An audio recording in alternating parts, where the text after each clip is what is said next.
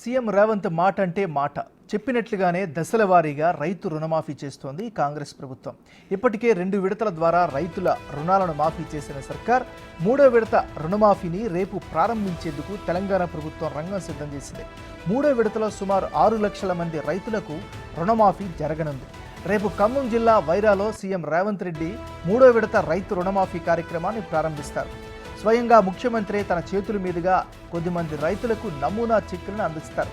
ఆ వెంటనే రైతుల ఖాతాల్లో నిధులు జమ కానున్నాయి.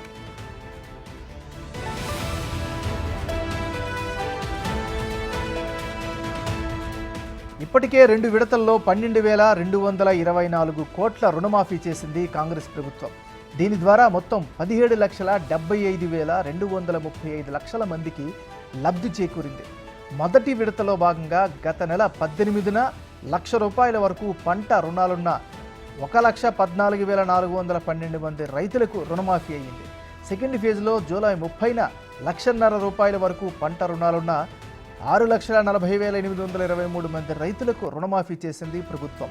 ఇప్పుడు థర్డ్ ఫేజ్లో ₹2,00,000 వరకు పంట రుణాలున్న సుమారు 6 లక్షల మంది రైతాంగానికి దాదాపు 6,000 కోట్లకు పైగా రుణమాఫీ చేయనుంది రేవంత్ సర్కార్.